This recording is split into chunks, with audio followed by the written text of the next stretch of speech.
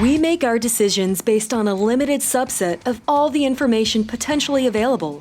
There are always things that we think are not relevant to the decision at the time.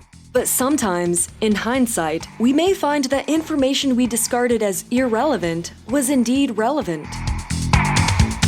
Controllers are no different from other people, but due to their dynamic work environment, they have very little time to make decisions. It's important to consider all the potential information available to you when you're working traffic.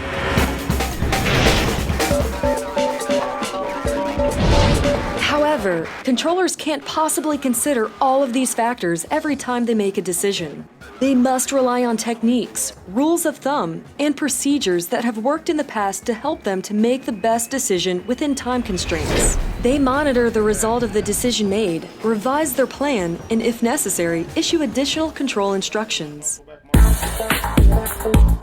Decision-making in an ever-changing ATC environment is about making a decision that works and monitoring the situation. Your decision-making ability is also affected by factors such as fatigue, workload, and other stimuli competing for mental capacity. This demonstration shows just how good our brains are at dealing with incomplete information. Even though parts of the text are missing, we feel that we've comprehended the full meaning. However, the fact that the brain fills in missing information doesn't mean it always gets it right. In order to help relieve some of the processing our brains must do to make decisions, we try to simplify the problem using rules of thumb, previous experience, and other tools. Ultimately, this leads to risks in decision-making, described as biases. Some of the most common decision-making biases are automation bias, association bias, expectation bias, and confirmation bias. Automation bias is our inclination to quickly favor and trust automated decision-making systems and to ignore contradictory information, even if it's correct.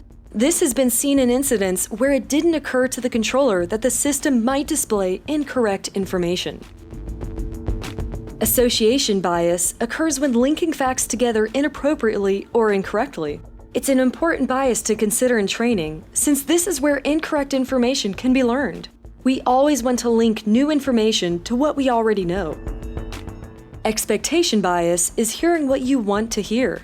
It involves a failure at the processing stage, by which incompatible information is ignored and replaced with expectations. Typically, there is no recollection of the replacement. Confirmation bias is only taking into account information that agrees with your current objectives.